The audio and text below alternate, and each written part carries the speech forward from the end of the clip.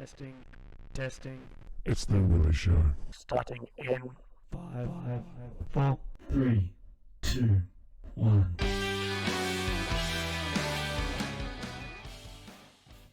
So, hello and welcome back to the Willy Show. I'm sitting here with a bit of a hero of mine, I think a hero within the neurosurgery community, Dr. Charlie Teo. He's been a big name that popped up when I was diagnosed. You were everyone was like, get Charlie, get Charlie. I'm like, who's this bloke? Who's this guy? Who is this guy? And then we've through a number of appointments and whatever, and even lunch today, become sort of friends. So for everyone out there, and I'm sure most people listening to this know who you are and know of you, we'll sort of be going over neurosurgery as a whole and how you sort of came into the business of it. Good. A bit of a funny story of this is I was actually coming to this building before to come and meet Charlie here to set up a studio or whatever. And as the lift opened, we weren't even meant to be meeting each other. And Charlie walks out and I'm looking like we're seeing doubles of like, did we organise this? I know, that was weird. Yeah, super, super weird. So before we get too deep into the podcast, I'm actually up in Sydney. I've travelled up here to meet Charlie as, you were one of the people I wanted originally on this show, one of the big ones. So for those of you out there, the biggest support you can give me of the podcast, there is a link below that you can support directly the podcast, but also, watching this through is so much support. It means so much to me that people get on board with these and listen to amazing people like yourself, Charlie. Thank you. Now, where did this sort of all start for you? When did you really start looking down the path of neurosurgery? Oh, it was just one of those fortuitous things, when you're a medical student, you're exposed to all the different subspecialties and specialties, and neurosurgery scared me completely. Yeah. And I felt irrevocably, but then, it almost did. And then I started my surgical training because I knew I was good with my hands. I knew I wanted to do something with kids because I love kids, so I started doing pediatric surgery. And as I was on service in pediatric surgery in Brisbane at the Royal Children's Hospital in Hurston in Brisbane, I was thrust into neurosurgery because they wanted me to cover the call of the neurosurgical registrar who fell ill. Okay. And so I was totally serendipitous that I was thrust into this specialty that I really didn't like. I feared, and I also remember as a resident, I feared neurosurgery. We had to rotate through the emergency room, and I remember very well that the system was such that the nurse would come in with the patient's file, and then the files would stack up, and you had to take the bottom file, of course. I used to take that bottom file and read that it was a neurosurgical problem. I quickly put it back in the file and take the next one. I really hated neurosurgery. Yeah. And then I was thrust into it, and I've been engaged and captured and thrilled by it ever since. Yeah, and I think anyone out there knows you. Not only have you sort of been engaged and captured by it, but you've succeeded massively in it. And I guess you'd say you've almost found your calling in it. I think it is your calling. When I give these motivational talks to students and other doctors, I don't like motivational speakers to go to people and say, you can be anything you want to be. Yeah. Well, shit, I could never have been a ballerina or or a model or something like that. So I don't think it is that you should have a dream and then say, I'm going to be that person, because so many people's dreams are shattered. And, when you see them spend their entire lives trying to attain this goal, and right from the get-go that, God, I wish I had some influence on that person. I would have told them that you're never, ever going to be a good surgeon. You've got clumsy hands. You just don't have the aptitude for it. I instead tell people, look, find your passion. There is a passion for everyone out there. And when you find that, you're incredibly fortunate because, of course, every day is a holiday. Every day is not work. Every day is fun. And thankfully, I found neurosurgery serendipitously. Yeah. And when did you notice that was your calling? Was there a day sort of tick over from scaring you to when you're like, shit, this is awesome? I think it was mentorship, that I had people who acknowledged my fear of neurosurgery, knew that I was scared because I just didn't know stuff. It was all like, going into the great unknown, neurosurgery. And so they took me under their wings and sort of started coaching me and teaching me that, this is a great privilege, what you can do. It's a great privilege to be able to operate on someone's brain. It's not operating on their leg or their kidney or the liver or even their heart. This is their brain. This is their very soul, the very essence of the person you have the privilege of operating on and treating. And, that meant a lot to me. And I knew that, this was a great privilege. And from then on, treating my patients differently, realizing that, it's a sort of relationship you enter into with your patients. I realized then that this was my vocation, because I didn't want to just be a technician. I didn't want to be someone who just, if in doubt, cut it out type of surgeon. I like that human engagement with people, and I like getting to know the patient. And then when they give you the go-ahead to operate, it's basically they're saying, I have faith, I'm going to put my life in your hands. Yeah. It's a quite incredible thing. And I can see how you feared it that much. And when did that fear back off for you, or is it always there? It's still there. Yeah. Yeah, I think it's healthy to have that little bit of fear, because it gives you a respect for the organ on which you're operating. But it's still there. Every time I operate, I realise that it just takes one little mistake. I have a fellow at the moment. I have a fellowship program where visiting neurosurgeons from around the world come and learn my technique. And they're the creme de la creme. I've had the privilege of training the brain tumour surgeon at Johns Hopkins and at Stanford and at Harvard and these big centres. And these people are very, very good neurosurgeons. But when they first come, they're just not quite as good as I want them to be. They might be really intelligent, they might be really skillful, they might be this and they might be that, but they're not the big picture. Well, one of my fellows that I currently have, great guy, very, very intelligent, but he has this, like I said to him last night, okay, it's not good enough being near enough. Near enough is not good enough. You've got to be exact. This is an exact specialty. People die if you make a little mistake, so you can't afford to make a little mistake. You can't afford to cut the suture too short. You can't afford to nick the skin. You can't afford to close the wound poorly, because closing the wound poorly on any other surgical discipline, a bit of wound adherence, maybe a bit of infection, but you get an infection in the brain and it's death. It's death or losing some neurological function. So the stakes are much higher. It's very unforgiving. The brain has no capacity to heal, for example. Yeah. So again, every other organ can heal. You can cut the bowel, it'll heal. Cut the heart, it'll heal. Cut the liver, another bit will grow back. Cut the brain, no capacity to heal. That's a quite incredible thing that you're there at the scalpel poking around. Poking around. Poking around at something that you make a wrong turn, you're stitching it up. No, nothing can do. Totally unforgiving. And that's what makes it so, attractive to me. I'm sure it makes it too daunting for others, but it's attractive to me because it is so, so challenging. And, I just love the challenge. When I did pediatric surgery, nothing against pediatric surgeons there, but it just wasn't challenging for me. It was a whole lot of stitching and anastomosis and cutting out lumps, but there was no real challenge. Neurosurgery is just, it's at every case is an amazing challenge. Yeah, and you're right on that sort of pinnacle of surgery. You're not in that mountain. You're the peak of it. Yeah, look, it's not a place where I actually chose to go. Yeah. I don't want you to think that, or your listeners, that I sat down one day and said, I want to be at the peak. I don't want to be at the pinnacle of neurosurgery. No, but unfortunately or fortunately, I have this reputation now of tackling tumours that no one else will touch. So a lot of people don't come to me until it's either too late or, they've been, I'm not going to say messed up, but they've been complicated by other surgeries. And so, all my cases are the most challenging cases in the world. And I know they're challenging cases in the world because it's, half my practice is around the world doing cases that no one else will do. Yeah, and that's one of the big things is for neurosurgery, like the most recent post I put up, the Thankyou Foundation that we'll talk about later, shared, was you tend to give a lot of people hope that other surgeons, that no other surgeon, say with myself, no other surgeon would touch me.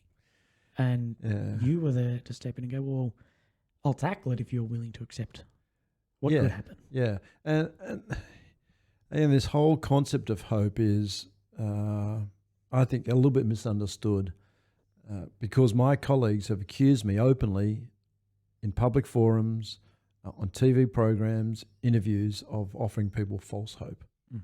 Well, I think that's crazy. There's no such thing as false hope. You either have hope or you don't have hope. You know, how can you give someone false hope? They either have it or they don't. We hope every day that we're going to live the rest of the day. We hope every day that we're going to be able to attend that dinner party next week. It's in us. Yeah. Someone can't give that to you or take it away from you. It's within you. Yeah. I think what they probably are trying to say is that I offer people false information, which then gives them hope. And there are, unfortunately, plenty of doctors out there who offer false promises, who make claims that they can't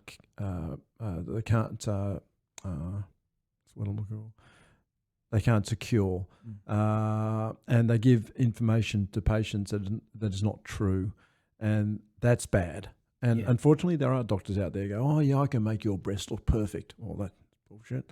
You know, I can give you the perfect nose, or I can give you the perfect operation. That's bullshit. But and not only that, if you started telling that to people, you're not going to survive the system. You know, I've been around for 30 years practicing neurosurgery. There's no way someone could survive if they keep giving false promises to people. Yeah, because it's been big in the media in the last 8 weeks or so. Yourself coming under a lot of flack from these other surgeons saying you take risks that aren't legitimate, that go against, you know, medical practice. Yeah. Now, I hope that most people look at that and think it was bullshit. It's a bit of almost tall poppy syndrome, that they're operating at one level. Just because you're operating at another level doesn't mean what you're doing is wrong. Yeah, yeah. Look, I think you're right, because if you look at any of the social media platforms, you'll see that the public were incredibly supportive and openly supportive of me during that media frenzy. And the medical fraternities and governing regulatory medical bodies were incredibly against me during that frenzy. So I'm hoping that most of the public realised that it was all just bullshit. It was all just tall poppy syndrome and jealous colleagues, because that's who were against me. The people who were against me were the people who were influenced by doctors or doctors themselves, who think that I do something that needs to be stopped.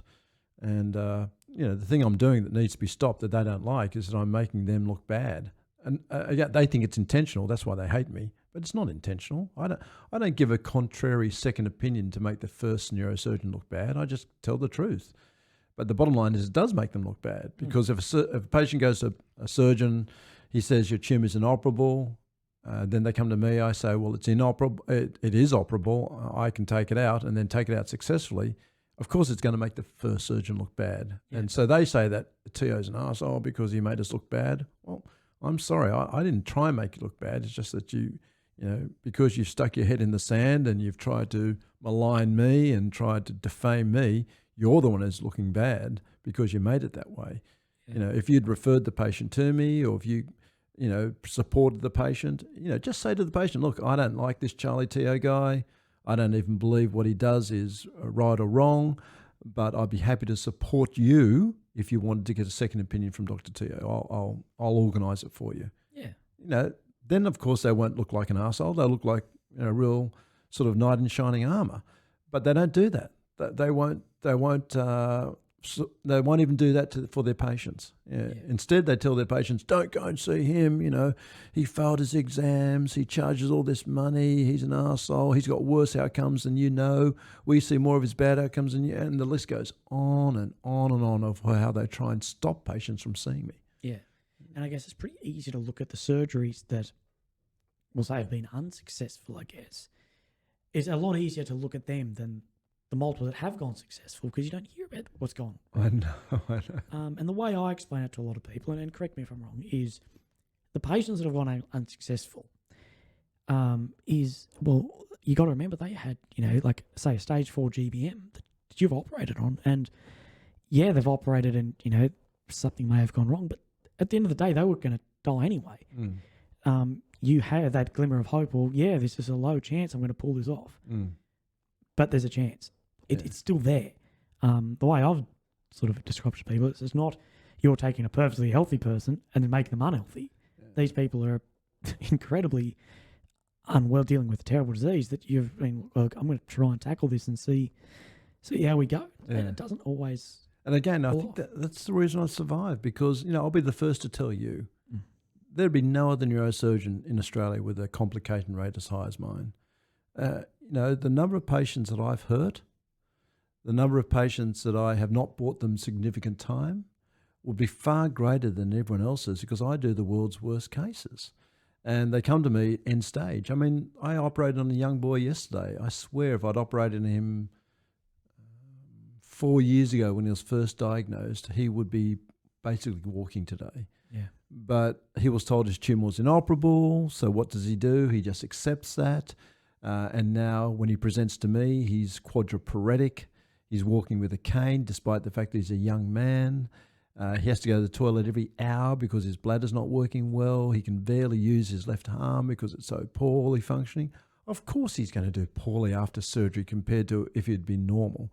Yeah. And so if you looked at me on paper and saw that that boy is now in ICU, unable to move his left side, still on a ventilator, you're going to think, you could easily use that against me and say, how many other neurosurgeons have patients on ventilators after surgery?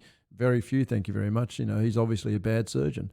Yeah. But, come on. If I had seen that patient as a virgin patient 5 years ago, took out his tumour, he would have been fine. Yeah, it's a hard one. It's easy to make you look bad on paper. That's Yeah. But like, there's a lot of people that take risks. Of course, if you just, if you cherry pick the ones you want to do, you can look fantastic on paper. Yeah. And I think, personally, too many people are really concerned with their own image more so than the actual patient. That's exactly the problem.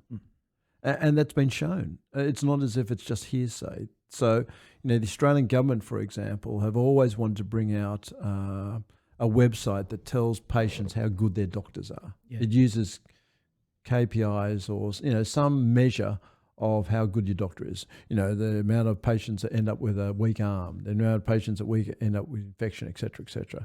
But the trouble is that patients who are really, really high risk know they're going to get complications. And again, if that doctor specialises in high risk patients, his complication rate is going to be much higher than anyone else's. He'll look bad on paper.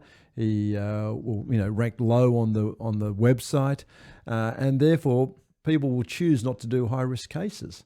And it'll become the whole thing will become self-serving. To maintain my image, of course, I'm just going to do, patients who are going to do well. I'm not going to do the risky ones.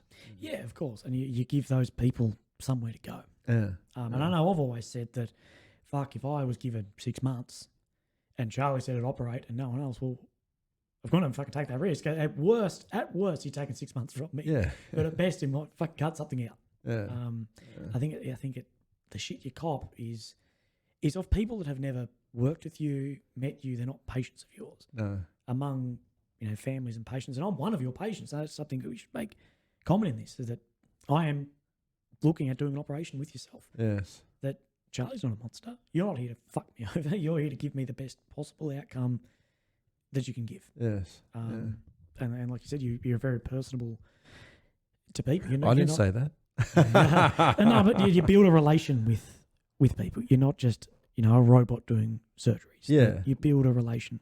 Well, that is a two-way street. I get as much out of it as hopefully patients get out of it. Yeah. I really enjoy meeting people from all different walks of life. I think it's a real honour and a privilege for someone to let me into their life at their lowest point. Yeah. And so I appreciate that very, very much. And again, hopefully they appreciate the fact that I'm going to treat them like a friend. I'm not going to treat them like a number.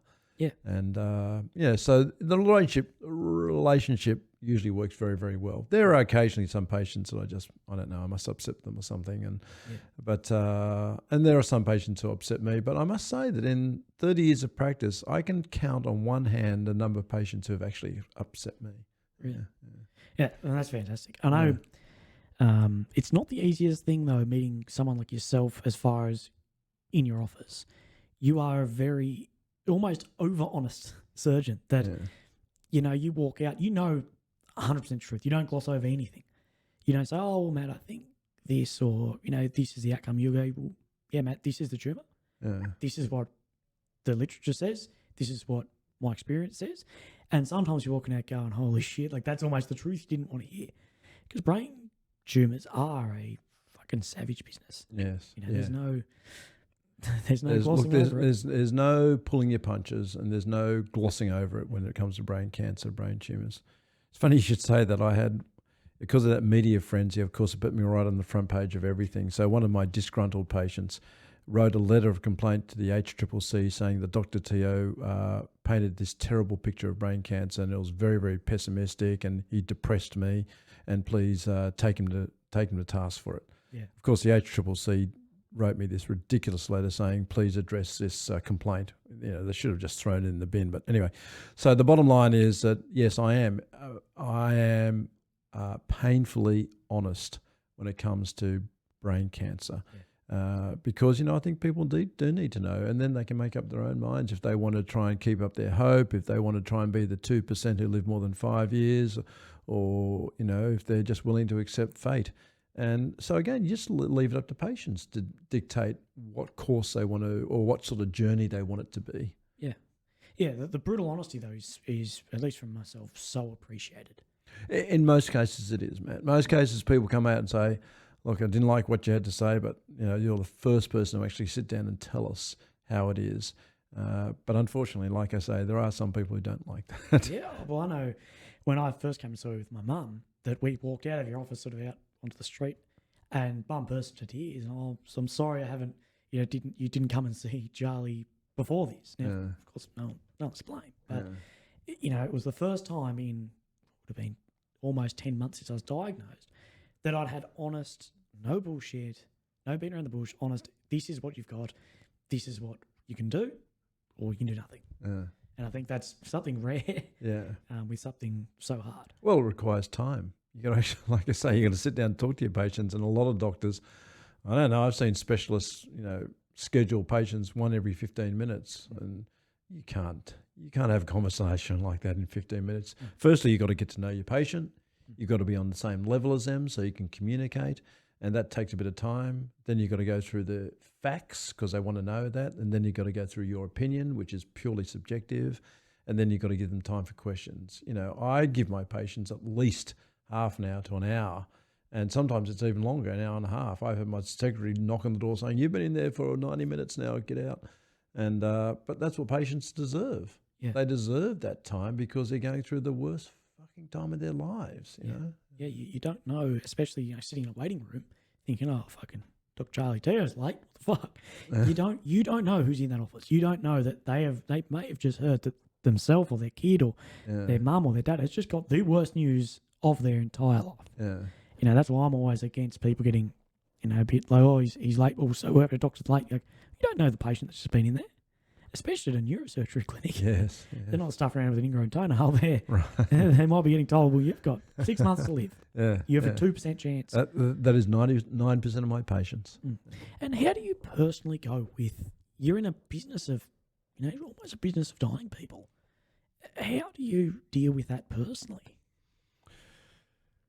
I actually give a talk on this. I gave the talk to medical students saying this is what you're going to be facing in your career, and this is how I think you should try and mitigate some of the anxiety and stress in your lives. And it goes something like this. Take the high road, firstly. Yeah. Try and be conscious of why you're making a decision. Are you making a decision in the best interest of you, what you alluded to before? Or are you making a decision based on the best interests of the patient? If you start making decisions based on your best interests, oh, I don't want to be sued, oh, I don't want to put myself at risk, oh, my colleagues won't like that, oh, that's going to bring me a lot of money, oh, that won't bring me much money, then you can't survive. You just won't survive. That's the first thing. But if you make a decision based on the patient's best interests, no matter what happens, even if things go badly, you know that you've done the right thing by the patient. I made the decision because I treated that patient like I would my own child. So, just in your situation, Matt, I've recommended surgery. If I do surgery on you and the outcome is poor, I'm not going to sit and lie in bed and think, fuck, I shouldn't have done that and that. I did it because I'm going to treat you like you were my own son. And if that's what I do for my own son, that's what I'm going to do for you. And if the outcome is bad for you, the outcome would have been bad for my own son. And so that's the first thing. Take the high road. The second thing is it's good to have balance in your life. And what I mean by that is that I've seen so many people who don't have a social life, they don't have hobbies, Yeah. and you can see them being consumed by the pettiness of their vocation. Yeah. And there's so much pettiness in any work you do, politics and pettiness and personalities you got to put up with. If you didn't have something to escape all that, of course you're going to go crazy. Yeah. The third thing is surround yourself with good people.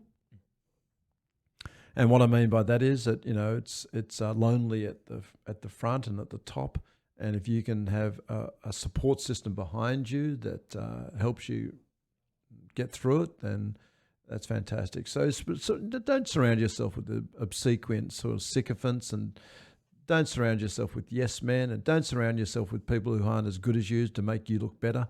Surround yourself with people who are like-minded, who share your vision, who may be able to teach you something, who you will listen to and respect. And I'm telling you, that really does help as well. I've got anaesthetists and nurses, and that they're always telling me, I don't know, they're just not scared to tell me things. Oh, Charlie, you shouldn't do that. Or Charlie, if I were you, I would do this. And it's good to surround yourself with good people like that rather than just yes men. So balanced life, which means family, hobbies, etc. Take the high road, and surround yourself with a good team. And the final one is be philosophical. And what I mean by that is that sometimes you just have to take it up the arse. You just have to do that. It's part of the game. It's part of life. That when you've got these terrible colleagues who are constantly trying to destroy you, you could sit back and go, those fuckers. You could be, oh me, oh my. But look, there's going to be jealous people wherever you go, whatever vocation you're in. There's going to be people with small penises who just are jealous of your big penis. You know what it's like. There's always going to be people who are threatened by you. So you just have to say, okay, well, that's just life. I'm willing to accept it. Yeah, it's a pretty good way of looking at it. That as long as you've done everything right by your patient, then if no matter what happens, that's how it's gone. And I think one of the most important things is, like you said, surrounding yourself with people that challenge yourself, that aren't scared to question you. I think it's pretty easy to surround yourself with yes men, people that agree with you, but that never. It just gives you. You're right. It makes life easy on a daily basis. But it makes it too easy. You never grow from it. Yes. You grow from being challenged. Yes. And I guess, like you say, with those anaesthetists, nurses, they are another set of eyes. Yeah. Even a fantastic surgeon like yourself might miss something. I'm not being technical. I mean, just sorry, with the whole system. that's not right, though, man. What else? I'm thinking, what have I said here? Yeah, Charlie, never miss anything, would you? No. Can't miss anything. No, one of my nurses was once interviewed by someone who wrote a book on me. And what's it like working with Charlie? And she goes, it's pretty hard. And why is that? Because this is his quote, I'm perfect, I expect you to be perfect. I never said that, but I did probably say something like, you cannot make mistakes. Yeah. No, for sure. And I just can't understand the bullshit you cop from other people. But look, we could unfortunately spend this entire podcast talking about the philosophy and the nature of not being able to be a prophet in your own land. But it's very negative. It is incredibly. And I mean, I like highlighting it because I like teaching others that, and especially when people see me with my sort of, my status and my profile that, he must have a great life, and he's this top neurosurgeon who's everywhere, this and that, and must earn a lot of money and stuff. I like people knowing it's not easy being there. Yeah. I mean, there's so many people who want to pull you down. And my mum taught me that. She goes, the higher you fly, the further you fall.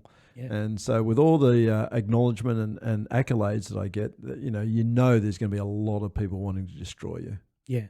And has your outlook on surgery and life and death changed throughout your sort of getting older? Has that changed significantly? No, I don't think it had. I remember as a little boy driving home in the back of mum or dad's car, seeing a sign saying, life is what's going by while you're thinking about it. And I remember not quite understanding that and thinking, what does that mean? But it stuck in my head for some reason. I must have been about 8 or 9. And and then I realised what it meant.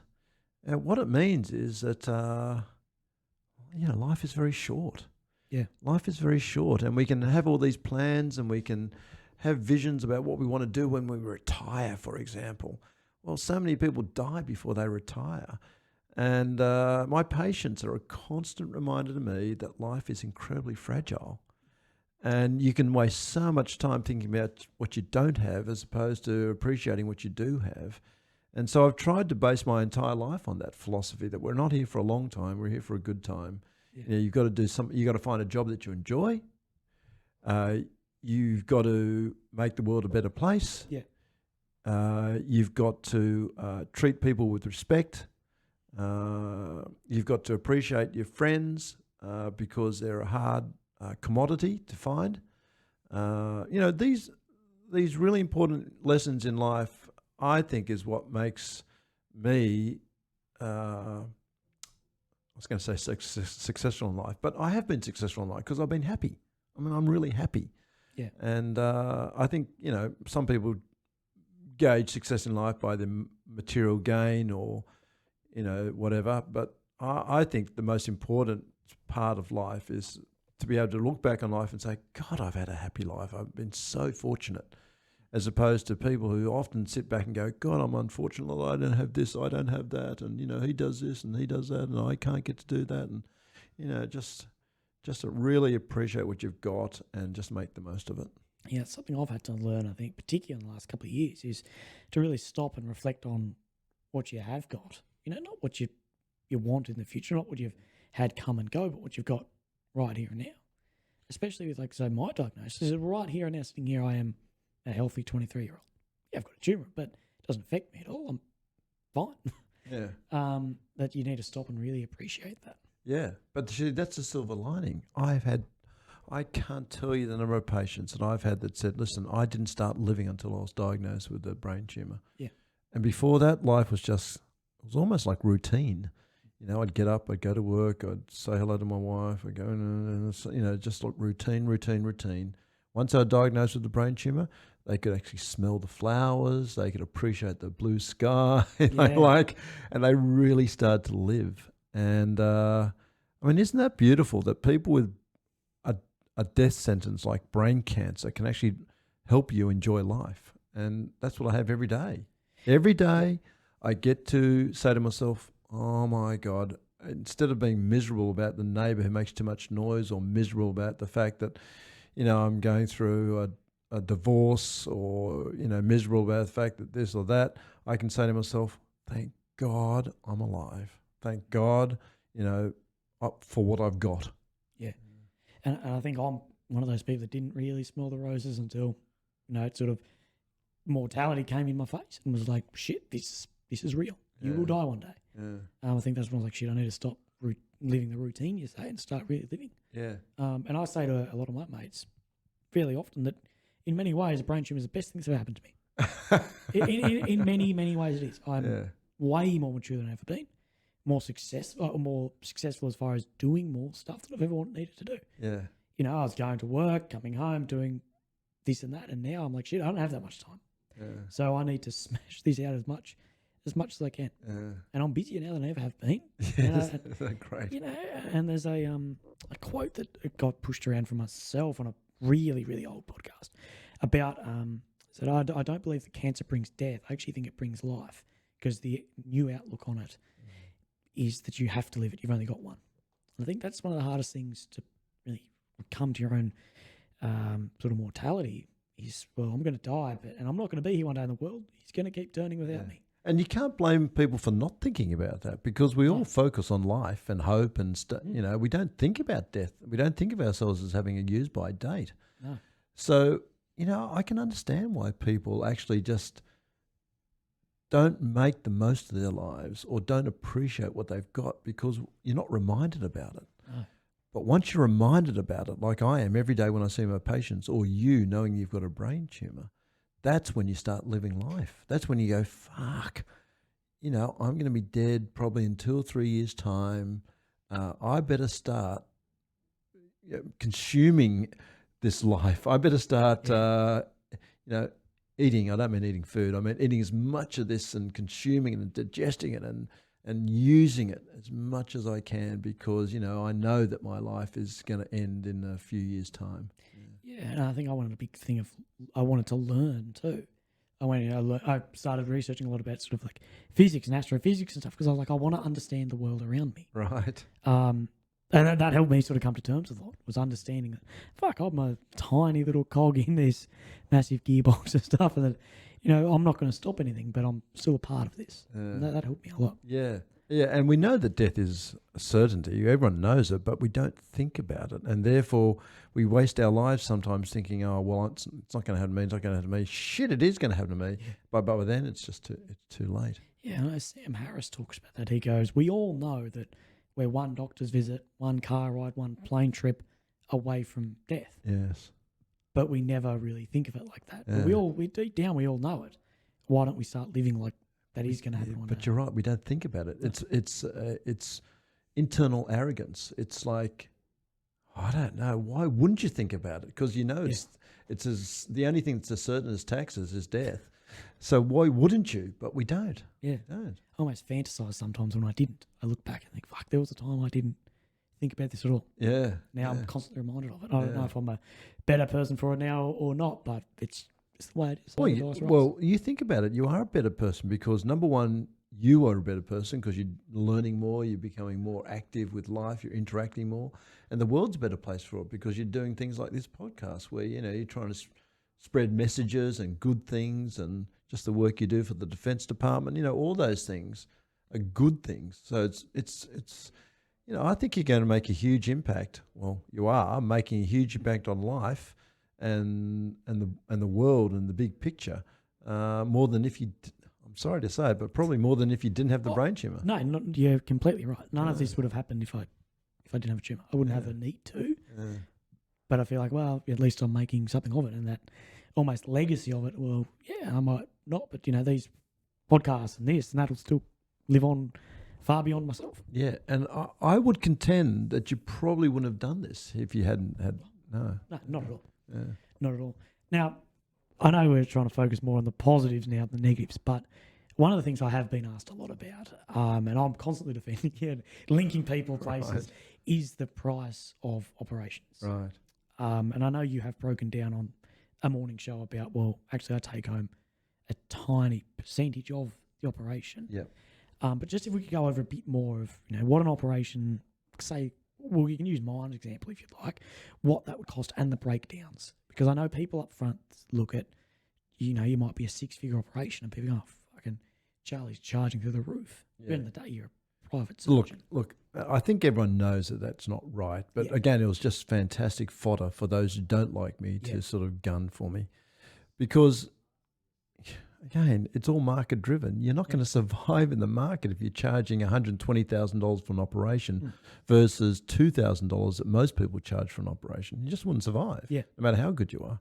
So I think most people knew it was bullshit. But it goes like this. There's a public system and a private system. The public system is completely free and doctors are contracted by a public hospital to work there for a hourly salary. So I don't even know what it is, but let's pretend it's $200 an hour for operating in the public system on public patients who end up not paying a cent, and it's fully booked, fully paid for by both state and federal governments, mostly by state government. Okay, that's the public health system. The private health system is a private hospital who also, they also perform all those types of surgeries, but they don't contract the doctors. And what that means is they just provide a facility where a doctor can bring in a patient and the patient can have their surgery. Yeah. How does that happen? It happens because the hospital then charges the patient. Doesn't charge the doctor, charges the patient for using my facility. Yeah. And then the doctor, how does he get paid? He gets paid because... Is that yours or mine? If you need to get that, absolutely go for it. Don't. I know you're a more important man than me. Okay, so in the private system, the hospital then says to the patient, you're using my facility, I'm going to charge you for it. Yeah. And but to the doctor, thank you for bringing the patient to my hospital. We're not going to charge you anything for using our facility. You can and if you want to make money, you can charge the patient yourself. Okay. So then the doctor charges the patient, and there are certain standards that have been set.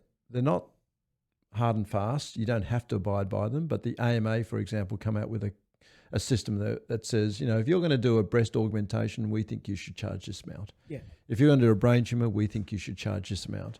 And if you charge more than that, we can't stop you, but we think it's a little bit unfair. And that's called the AMA rate. Yep. Okay, which is higher than what the government thinks you should charge. The government thinks you should charge probably about half of that. And that's the Medicare rate.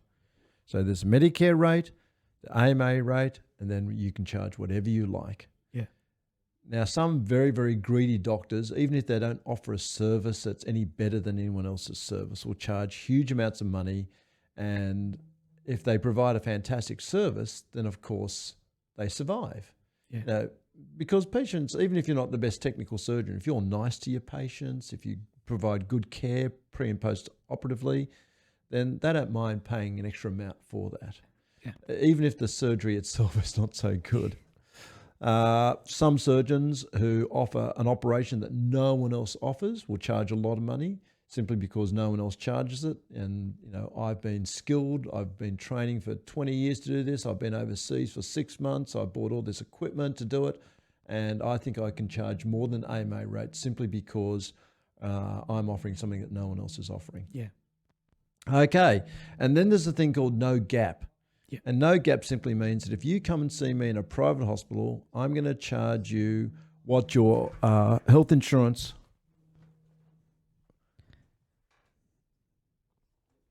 I'm going to charge you what your health insurance will pay back to you because I think what they've mandated as a reasonable fee is reasonable, and I'm willing to accept that. Yeah. Okay, so that's the doctor's fees. Now the hospital. Private hospitals are private institutions. They're businesses. They have shareholders. They're accounting to the shareholders. They've got to make a profit.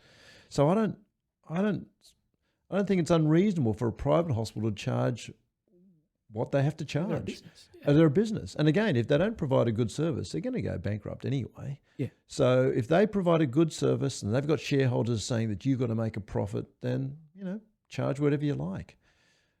The trouble with that is that they do have to charge a lot because medicine is very, very expensive. Yeah. And the public don't quite understand that because the public have been given public healthcare for so long, they think it should be free.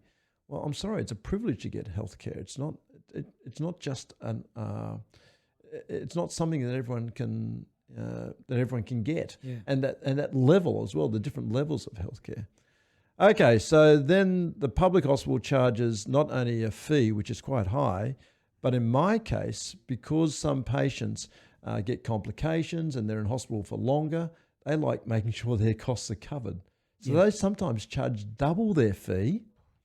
Even if the patient goes well, they're out of hospital quickly, they'll still charge double the fee just in case.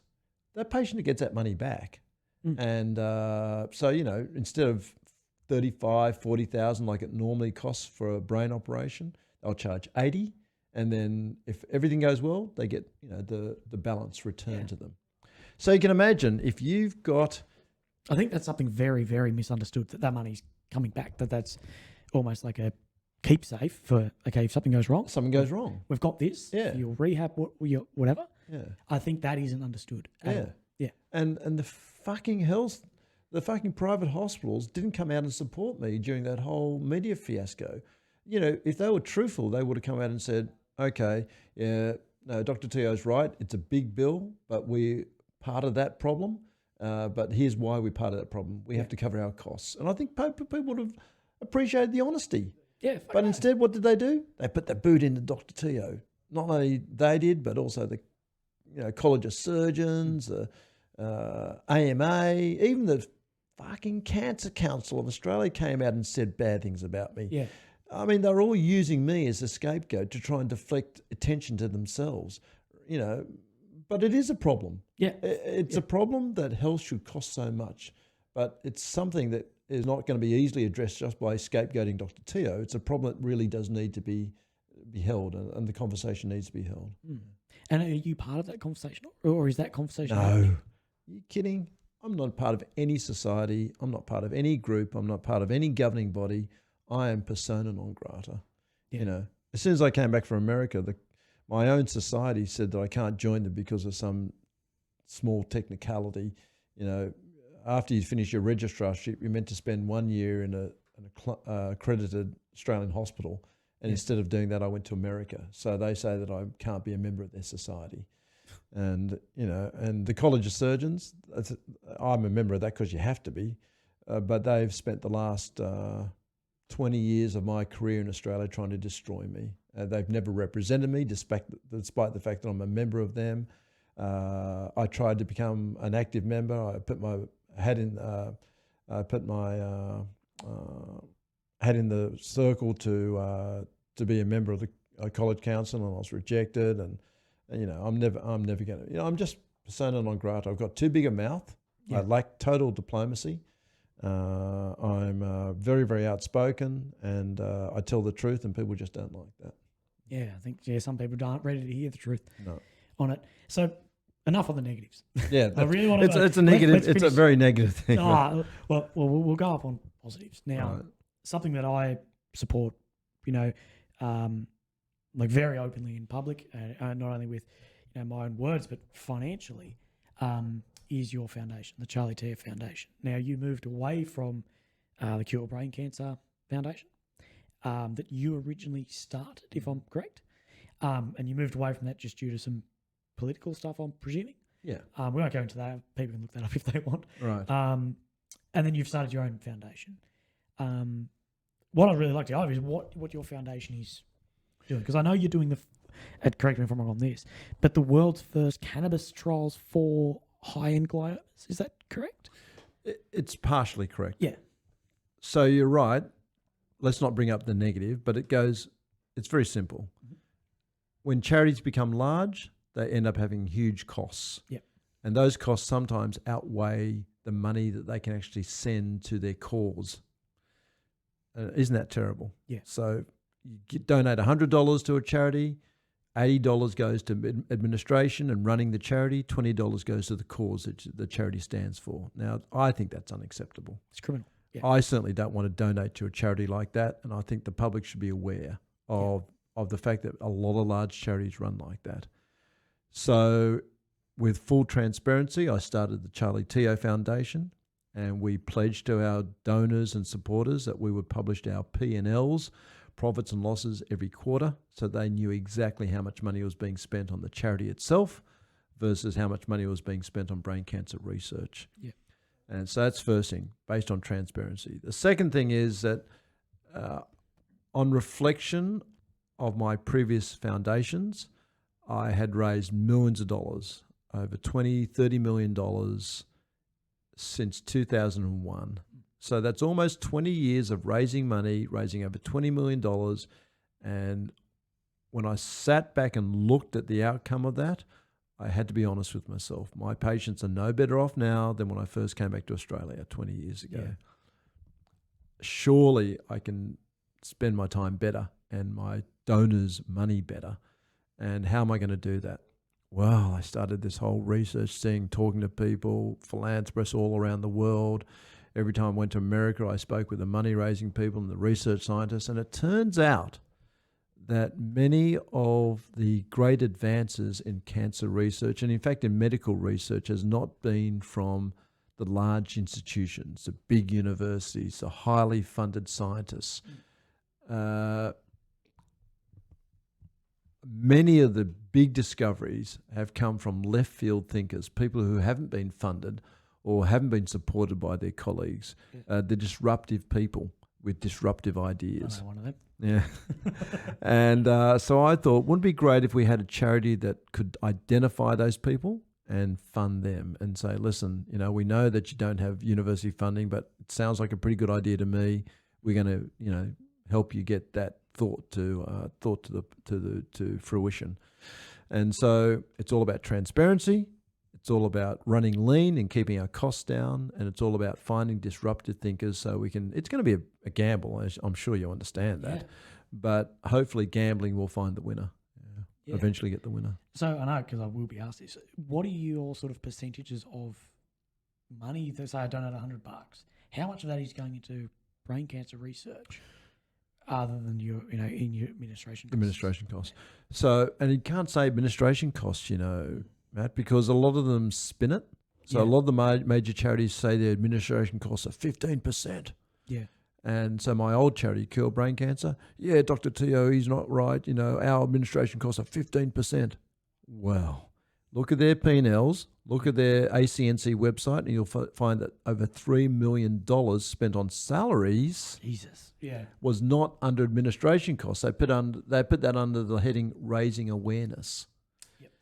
And so all these different charities spin it so that their donors can't go to their website and see what's going on. Yep. So we've made it very, very simple. Money in, money out. Yeah. It's very, very simple. It's a ratio. If we make $100 from donations and we spend $15 on salaries, paper, airfares, etc., that is overheads.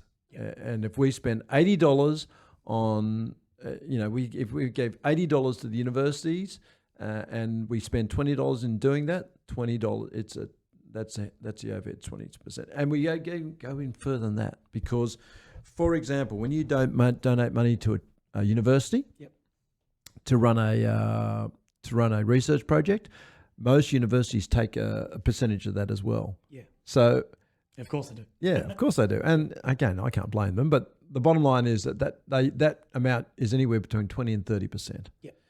So you think about that. You donate $100 to a charity. You want it to go to brain cancer research. $70 of that goes to the running of the what's name, and only $30 goes to the research. Yeah. You donate $30 to the university to run the trial. They'll take 20% of that. What's that? $6. So that you're left with basically of that $100, only $20 is going to the scientists to run the research that you're doing, and that is so unfair. So I pledged to our donors that we would always run below 20%. Yep. Everyone's told me I'm an idiot because I won't be able to do that, but we're running currently it's 15.6%. So if you look at our ACNC website, okay, so go to the Australian Charities and Non-Profit Commission website. Yep. Any charity that makes over $250,000 a year has to publish their P&Ls, and look at ours, and you'll see it's very, very simple. No spinning, no hiding costs. It's very, very simple. It's running currently every quarter. We vary. It got down to 7% one quarter, got up to almost 20% another quarter, but at the moment it's 15.6%. Yeah, and that's one of the reasons I donated to yourself with this weekend. I'm not sure whenever someone listens to this weekend will be the 27th or 28th, whatever it is. I'm actually launching my next one for your foundation. Oh, thank you. So that's the reason I donate to yours. Is I sort of brought it up with you in our first ever interview, and you sort of talked through it, and this is what we're doing. Open about it, and that transparency makes it worth it. So on the sort of cutting edge of the research, where that money's going, what are they doing and looking into for brain cancer treatments and cures? And okay, so I have to take you back 2 or 3 steps to talk about that. Yeah. And so the first thing I'm sure you know is that cancer has been killing people for many hundreds of years, but we really didn't start the fight on cancer until about 50, 100 years ago. And the first thing we thought was that these cells are mutating rapidly, these cancer cells. So what we need to do is target rapidly dividing cells. Yeah. And so they came up with chemotherapies and radiotherapy that basically work on the premise that they'll differentiate the normal cells that aren't rapidly dividing and just kill cancer cells that are rapidly dividing. Of course, there are some cells in the body that rapidly divide as well, like hair cells and bowel and some skin. So that's why you lose your hair. That's why your bowel gets affected, et cetera, when you have radiotherapy, because, again, it targets rapidly dividing cells. Yeah. Okay, well, that's a great premise because it worked. We changed the whole outlook of leukemia from 95% mortality to 5% mortality using that concept. But it didn't work for many other cancers. Okay, so then now and for the last 10 years, everyone's been thinking, well, hang on, the immune system kills cancer, doesn't it? Because, we're producing mutant cells every day. Cancer cells by the thousands are being produced every day, but not everyone has cancer. So surely our immune system is the one thing that's recognizing those foreign cells and destroying them. And it's true. Yeah. But until recently, many cancer doctors thought that the immune system didn't play an important role at all. I know that sounds a bit weird now, but yeah, a lot of doctors just disregarded the immune system. Yeah.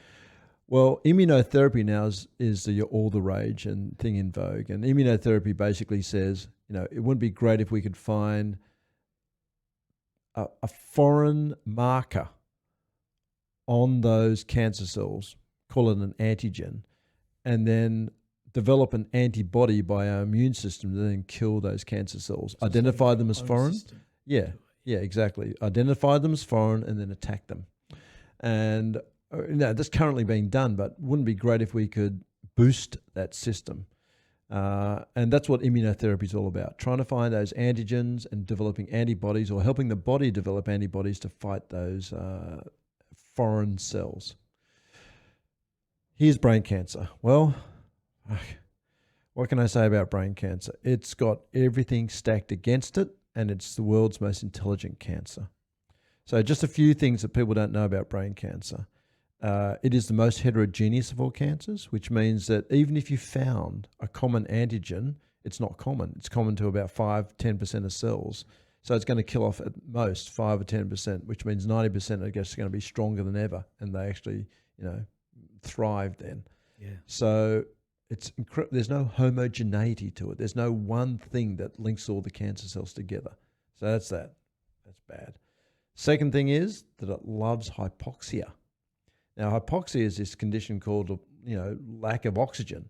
And a lot of fast-growing cells need oxygen to survive because they're rapidly dividing. They've got high metabolic needs. And so if you produce a hypoxic environment, cut off the blood supply, the oxygen supply to these cancers, they don't like it. Yeah. Brain cancer loves it. What a fucking prick. Yes. It grows faster in a hypoxic environment because it metabolizes all those hypoxic elements, all those hypoxic metabolic products. Yeah. And so it loves hypoxia. Next thing. Actually it loves oxygen as well. And it thrives even on oxygen and normal things because it builds its own blood supply. It produces a catalyst called, growth hormone called VEGF, which makes it bloody build this scaffolding before it gets there, where it's got plenty of blood supply, plenty of oxygen, plenty of nutrients from its own blood supply before it, so it never sort of outstrips its blood supply like a lot of other cancers. It's got inbuilt intelligence. So it's got the drug called MDR, multi-drug resistant gene, which means that if you give it a drug that should get there, then it recognizes and goes, okay, we've got only a little bit of time here to develop a resistance to this agent, and it does. It communicates with itself.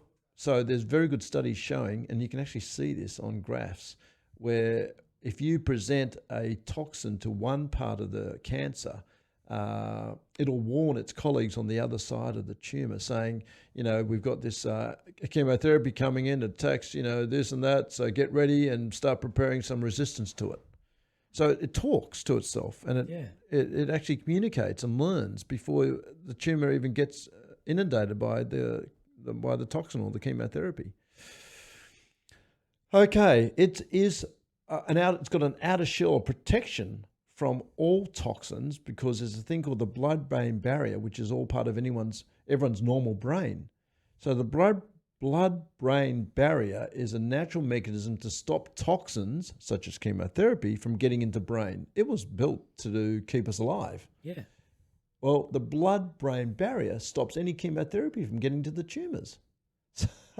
So even if you did develop, as you know, there's probably 400 types of chemotherapeutic agents in the world today, but only one is used in brain cancer because it's the only one that penetrates the blood-brain barrier. Yeah. Yeah. It's called temozolomide, and it gets across the blood-brain barrier. All too fucking familiar with it. Yeah, you're very familiar with it. Way too. Yeah. So, and the reason we don't have second line and third line and fourth line chemotherapeutic options is because we just don't have any agents to cross the blood-brain barrier and get into these tumors. Yeah.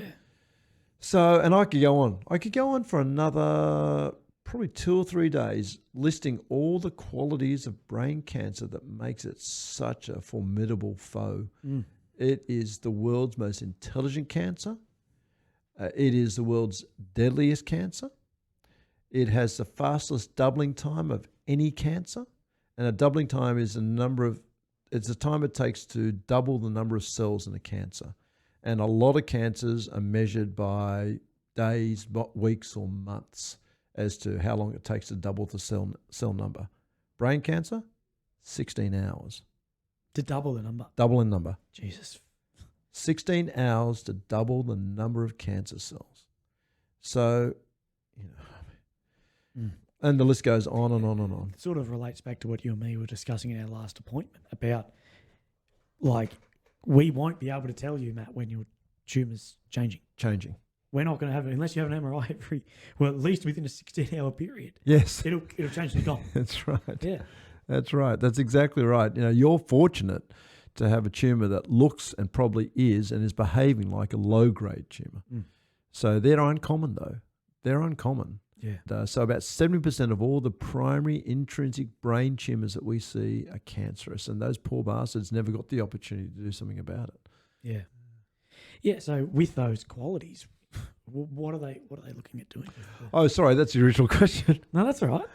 Okay, so the original question is, what are we doing that's different? Yeah. Well, think about it like big data and Facebook and Google. Yep. Okay. You know as well as I do, you're well read, you're well informed, you're not naive. Google and Facebook know more about you than you know about yourself. Very much. You know that. Oh, yeah. They can measure your happiness scale by how quickly you respond to a message or the way you make a valediction or salutation. They know by the number of kisses you put at the end of something or the words you use, if you're in a romantic mood or not. They know your sexual preferences from the way you look through websites and you stop and spend 2 seconds or half a second more on one website than another website. Yeah. They know your contacts. They know this. They know your color preferences. They know more about you than you know about yourself. True. Yeah, very, very much so. Okay, and I know that because we had a talk by a data forensic police officer, and he goes, yes, we had a list of suspects. We knew that this person was the culprit because his language changed when he was using his phone, or you know what I mean? So big data gives you answers. Yeah. It takes a lot of machine learning, it takes a lot of algorithm building, but we know it gives you answers. Yeah, for sure. So the genius who I've employed to help us find a cure for brain cancer goes, it's big data, Charlie. No one's done it before. No one has married big data with brain cancer research. There are labs concentrating on proteomics. There are labs concentrating on genomics. There are labs concentrating on single-cell RNA sequencing, and the list goes on and on and on.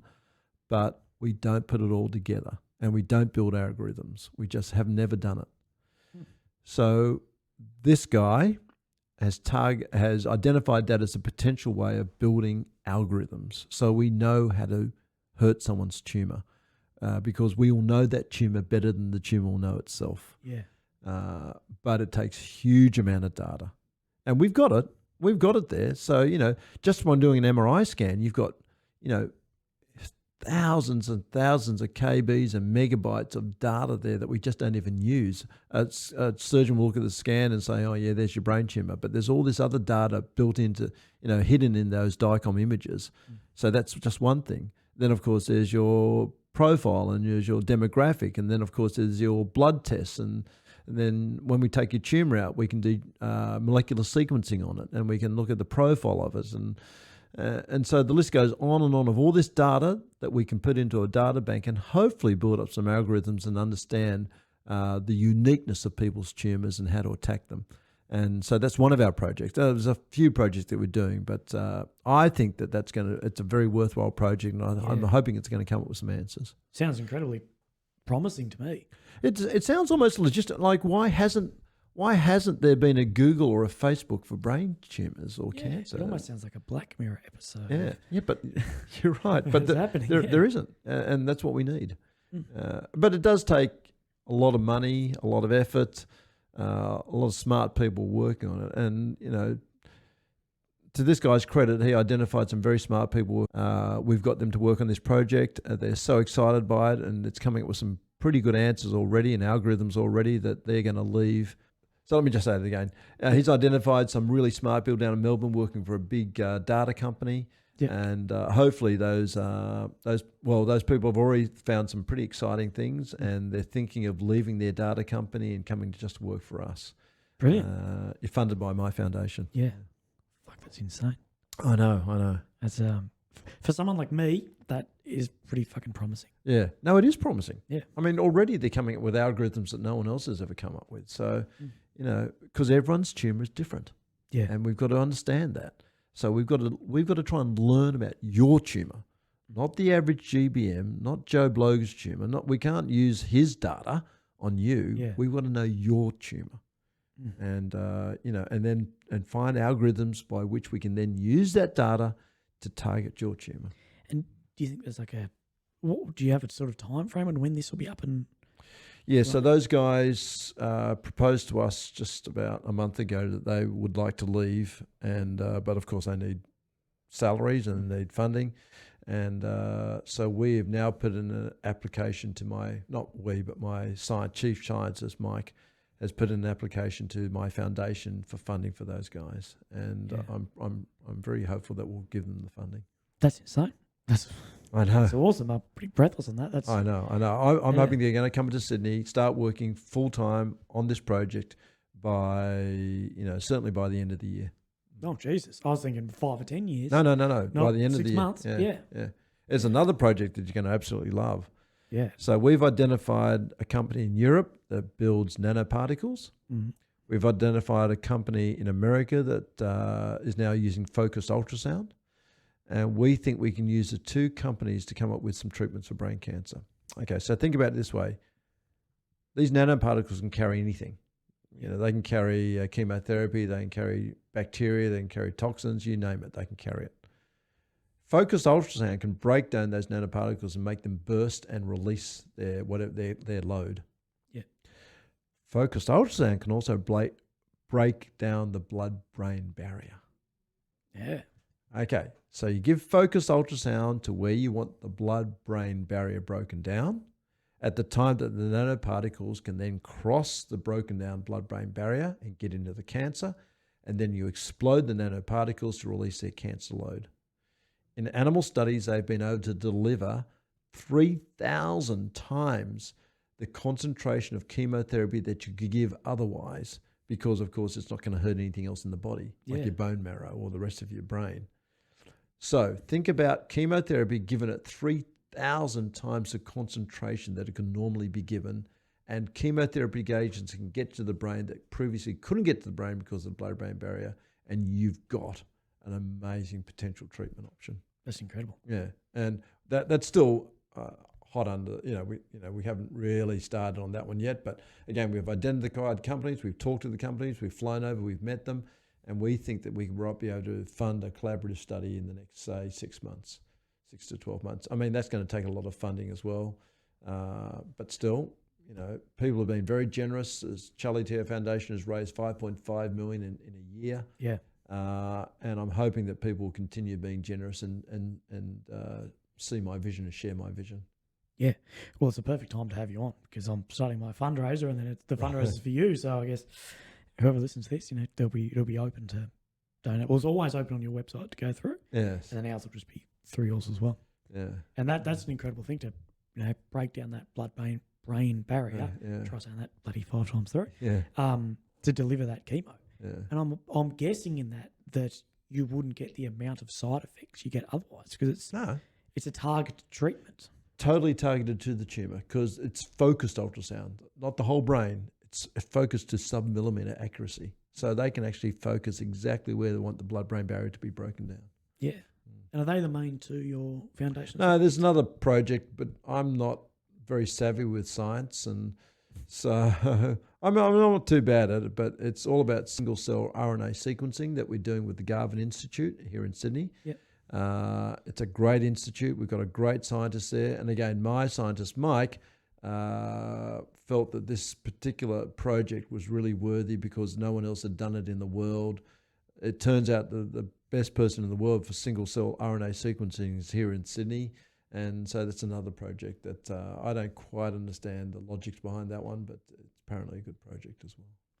That's incredible. And I think that's a big sort of big ups to you being, identifying these, not only your own expertise, but reaching out to, like you said, Mike, and that's his expertise. And if you may not fully understand it, trusting in him to he does for this sequencing and run with it. Yeah. So Look, it is all about, I get the perfect example is Barry Marshall. Now, Barry Marshall was the Australian Nobel Prize winner who discovered that gastric ulcers were due to a bacteria rather than stress and all those other things. The way he did it was to actually give himself the bacteria, which then gave him the ulcers, and then he treated the bacteria with antibiotics and got rid of the ulcers. Yeah. Well, why did he do that? Because he didn't have funding. Yeah. He was this really left field thinker. He was a very disruptive sort of person, and no one gave him the opportunity to be a mainstream type scientist. And so he was forced to do it on his own. Now, we could have made that discovery probably years and years and years beforehand if someone had identified him and funded him and given him an opportunity to follow his theory. But no one did. So, that's what we want to do. We want to find the Barry Marshalls of brain cancer research. Yeah. And what do you think the future of brain cancer looks like? Like in the past 30 years, we've had a 1% increase in survival. Yeah, no, it's not been good. I think it's good now. And I'm not just saying that. Probably Like, do you 10 think years we will ago, find out? 10 years ago I would have said, oh, gee, it's a pretty smart cancer. But look, once we mapped the human genome and realised what normal was, the world changed. Yeah. It changed dramatically because before that we didn't know what normal was. We've mapped the human genome now. Well, things are just going to go from better to better, knowing that, because we can identify what's abnormal. All this data that I told you about, that would have been useless data if we didn't know that it was abnormal. That particular gene sequence was abnormal because we didn't know what normal was. So, no, I'm very optimistic that we'll find a cure for not just brain cancer, but all cancers in the, maybe not in our lifetime, but certainly in the next generation's lifetime. I really do. It's advancing that rapidly. Yeah, and that's fantastic. I think you should be fucking proud that you are really at that cutting edge of that. Yeah, I'm really proud of it. I just wish my fucking colleagues would leave me alone and just let me I mean, really, just leave me alone. I know that I might have an abrasive personality. I know that I might have a big mouth, but, no one else has raised over $30 million for brain cancer research. No one else has raised awareness. Just leave me alone. Let me do what I do best. Yeah. And that is, be disruptive. Challenge things. Challenge current thing.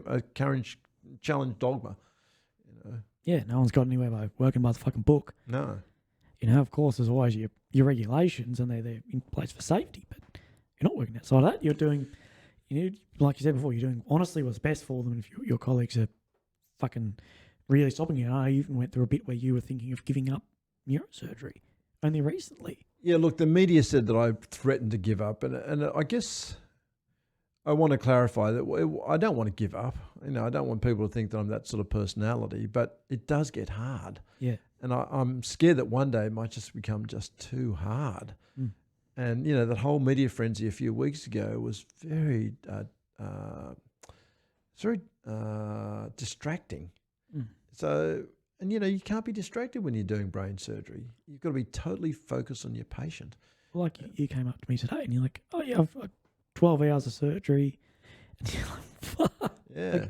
It's insane looking through a microscope working on someone's brain. Yeah. And, I will cancel surgery if when I was married, if I ever had an argument with a wife or, had a bad start to the day, I wouldn't let my patients be operated on that day. I just wouldn't do it because, they deserve you at your peak and at your best. And if you're distracted by something like, having a bad day or not feeling well or having a terrible flu, that's not fair. So, it may become too distracting because, you don't understand, your viewers and, your listeners have no concept of how malicious they've been. But, it's virtually every week I'll get some complaint by some medical governing body, regulatory body that I have to address with lawyers. So I pay huge amounts of legal fees. I virtually retain a lawyer just to keep me practicing. They're not from patients. Patients, appreciate what I do, and it's from my colleagues who are jealous about what I'm doing. Yeah. And threatened by what I'm doing. Oh, well, I think that threat is tall poppy, and that it's just purely because you're doing incredible things for us all. Look, I know it's easy and quite glib to say that, but that is so wrong that the tall poppy syndrome should even enter the field of medicine. You think about that, man. Why do we do medicine? We do it because we want to help people. Yeah. And, it's a very altruistic, very honourable vocation to be in medicine. So you would think that no matter how much you disliked a colleague or how much, a colleague was making and you weren't making, it wouldn't matter when it came to patient care, because after all, that's why we're in the game. We're in it for the patient. But when it starts overtaking your patient care and you start worrying about yourself and your own practice and your own reputation more than you do the patients, that's bad. Yeah, they should be coming to you seeking, hey, Charlie, like I've noticed you've done this. I didn't think that was a possibility. Can you go through it with me? And I know I'm assuming you'd have no problem at all. There's no secrets, because we want what's best for the patient. Yeah. And that's one of the other complaints I make. Oh, he needs to publish his work. Oh, you fucking idiots. Just go to Google, go to PubMed, put in TOC, and you'll see that I've published. And, so the 28 publications in the last 4 years on my technique have all shown that the technique gives superior results. I've written a book on it. It's called Principles and Practice of Keyhole Brain Surgery. And so there's books, there's manuscripts, there's peer-reviewed journal articles, all on the benefits of keyhole surgery on patient outcomes. And so, Jesus, what can I say? Yeah, look, it's a sad thing. It's an annoying thing, because especially for people like me, when that media sort of frenzy of, oh, Charlie's thinking of giving up medicine, even if that's not correct, but if I read that in the newspaper, I'm like, well, what the fuck do people like me do if you give it up? Yeah. And that's I wrote a post that was basically, well, people like Charlie give people like myself hope for these things. So on behalf of myself, and I know all my followers, everyone out there with it, thank you for doing what you do. Honestly, the amount of people that were into me about, oh fuck, I can't wait for Charlie to come on, he's a fucking legend. It's honestly, I'm not blowing smoke up your ass. It's an incredible thing you do. Well, I don't want to blow smoke up your ass, but I wouldn't be able to do, and Australia wouldn't exist if it wasn't people like you. And I mean that in all sincerity. You know that I've always supported the Australian Defence Force. I've taken my girls on the Kokoda track so they could understand the sacrifice that people have made for our freedoms today. And so I'm not the hero here. It's people like you and all your colleagues in the Defence Force that make Australia the great place it is. That allow us to practice medicine, that allow us to have free speech. No, I'm not blowing smoke up your ass, but you're the hero. Oh, not at all. Well, unless there's anything you want to do, I think we might end up finishing up there. Unless there's anything else you haven't mentioned. No, we've covered most things. Yeah. Well, Charlie, thank you so much. And from so many people have been like, oh, thanks, Charlie. I'm like, I can't do more personally, otherwise it'd be another hour in. Thank you, but thank you so much for what you do. And for everyone out who will listen to this on YouTube, Spotify, Google Podcast, thank you so much for listening. And for those of you who support the podcast, again, if you want to support me to do more not in Adelaide, there is a link below to support. But listening to these through and having guys like Charlie is enough that I'd ever ask for. So thanks again, Charlie. You're a legend. Pleasure. Thank you. Anytime. Cheers.